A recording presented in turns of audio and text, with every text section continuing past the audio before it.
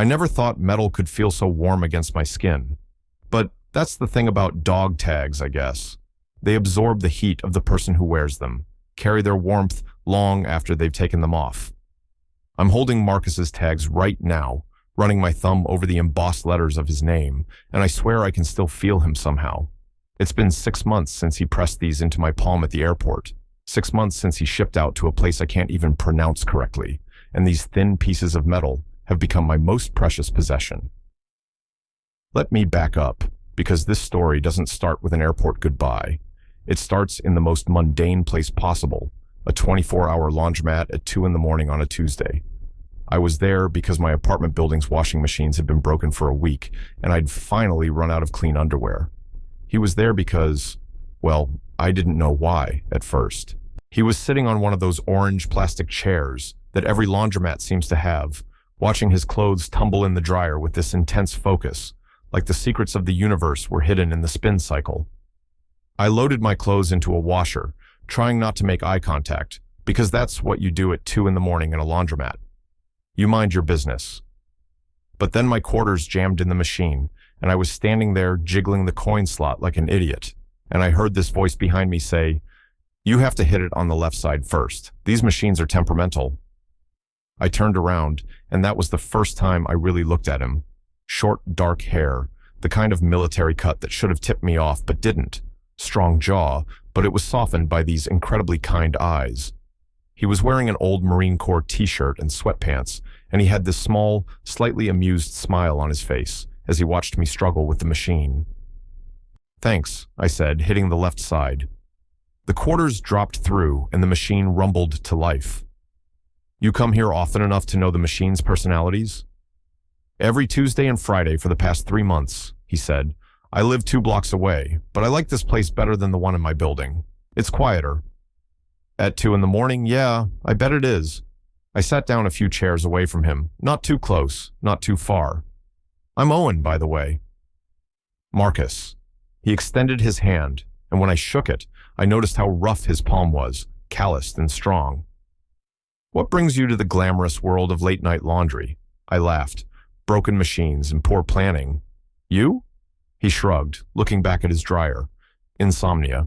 Figured I might as well be productive with it." There was something in the way he said it, a weight behind the casual words, that made me look at him more carefully.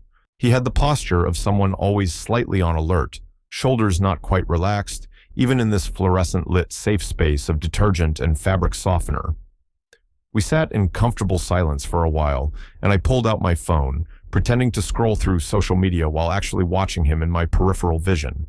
He wasn't looking at his phone. He was just sitting there, present in the moment, watching his clothes dry.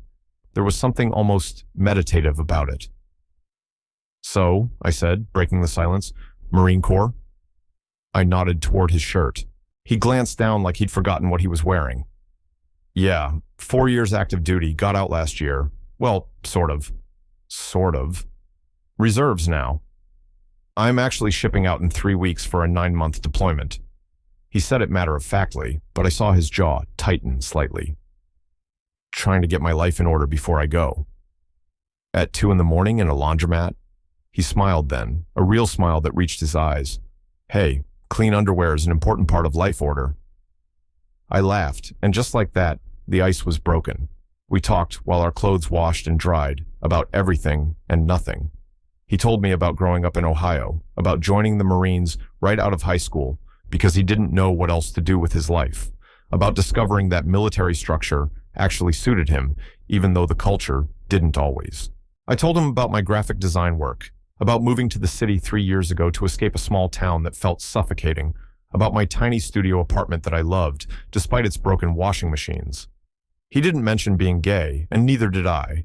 It was just there, unspoken but understood, in the way he held eye contact a beat too long, in the way I found myself leaning forward when he talked, in the careful dance we were both doing around the subject. When our laundry was done, we folded our clothes in companionable silence. I was trying to figure out how to ask if I could see him again without sounding desperate when he said, "I'm here every Tuesday and Friday, usually around this time, if you ever need to do laundry again." "My machines are probably going to be broken for a while," I said, even though I had no idea if that was true. Good, he said, and the way he looked at me made my stomach flip. That became our thing. Tuesday and Friday nights at 2 in the morning at the laundromat. We'd wash our clothes and talk for hours, sitting in those uncomfortable orange chairs, like they were the most comfortable seats in the world. I learned that he took his coffee black, that he'd never been in love, that he had a sister back in Ohio he called every Sunday without fail. He learned that I was a night owl by nature, that I'd come out to my parents at 19 and they'd barely blinked, that I had a habit of folding fitted sheets into chaotic balls because I'd never mastered the proper technique. The third week, he taught me how to fold fitted sheets properly. He stood behind me, his hands guiding mine through the corners, and I could feel the warmth of his chest against my back, smell the clean scent of his laundry detergent mixed with something else, something distinctly him. My hands were shaking slightly, and I was sure he could tell, but he didn't move away. We stood like that for longer than the sheet folding lesson required, neither of us quite willing to break the moment. "Marcus," I said quietly, and he responded by turning me around to face him. We were close enough that I could count his eyelashes, see the small scar above his left eyebrow. "I'm shipping out in 2 weeks," he said, not moving back. "I should probably tell you that before..." "Before what?" "Before I do something I've been wanting to do since the first night I saw you cursing at that washing machine." He kissed me then, soft and careful, like he was afraid I might break or disappear. I kissed him back, less carefully, my hands fisting in his t-shirt, pulling him closer. We kissed in that laundromat surrounded by the smell of detergent and the hum of machines, and it felt like the most romantic place in the world. We didn't talk about what it meant, not that night. We just finished folding our laundry, and then he walked me back to my apartment even though it was out of his way, and we kissed again at my door, longer this time, deeper, until my neighbor's cat started yowling and we broke apart laughing. The next 2 weeks were a blur of stolen moments.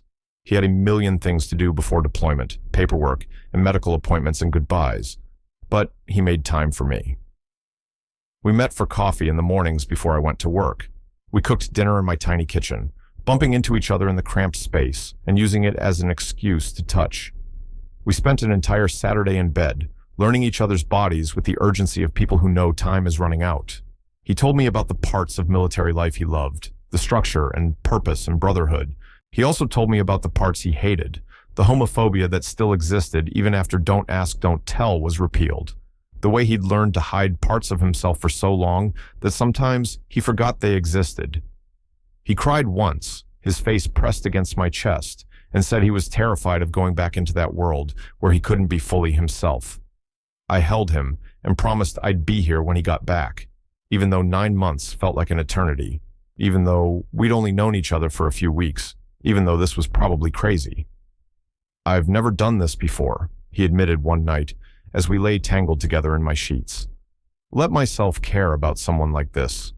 It always seemed too complicated, too risky." "And now?" I asked, tracing patterns on his chest. "Now it seems riskier not to." He caught my hand, brought it to his lips.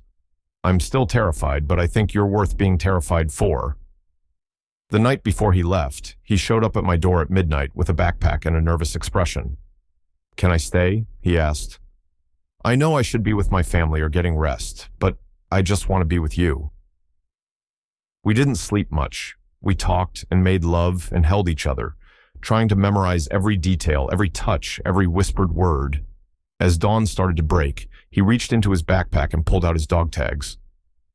"I want you to have these," he said, pressing them into my hand.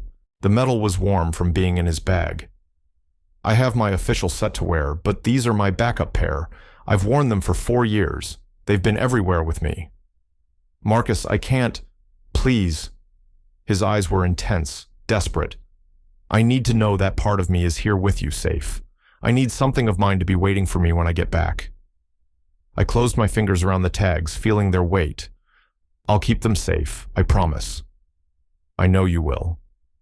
He kissed me, soft and sweet. "And I promise I'll come back to you. 9 months. We can do 9 months." The airport was horrible.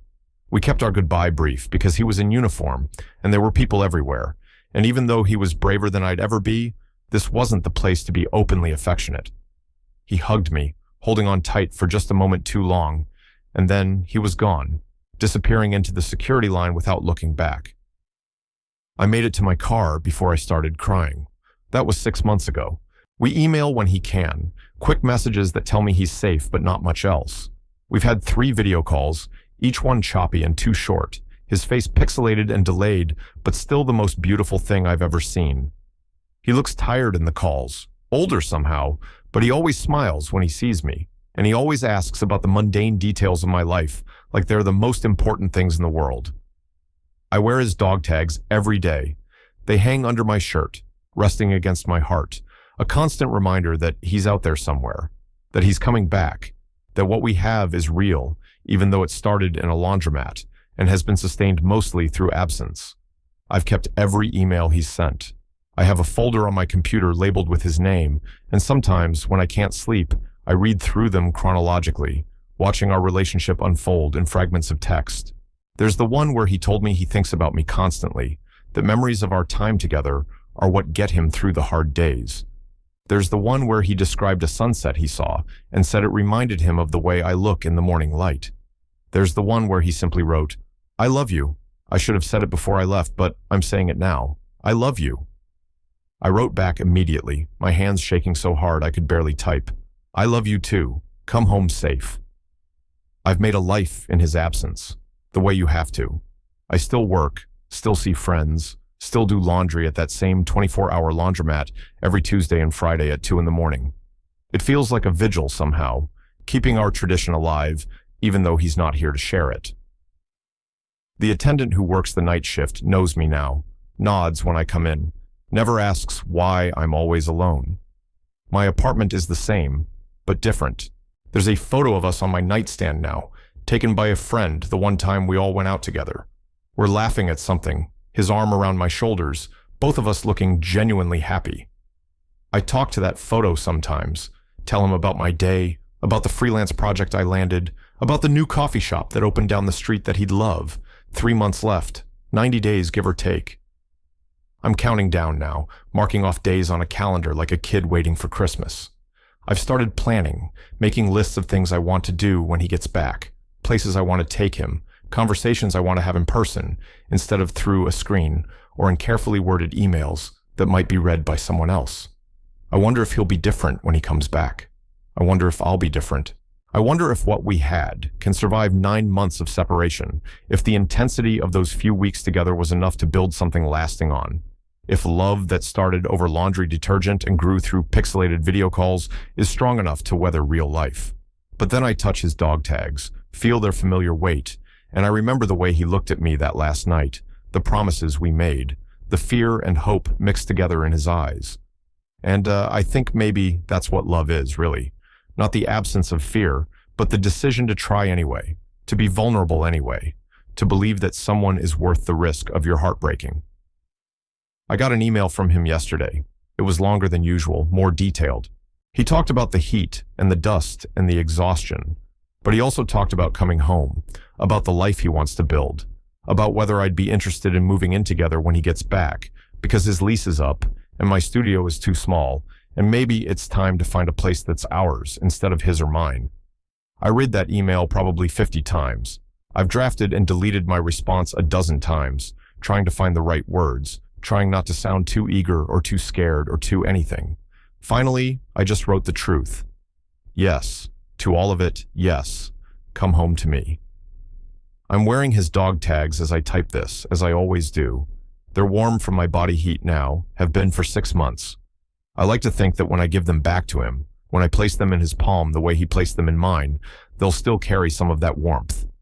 A piece of me that's been waiting for him, just like he asked. The laundromat is calling.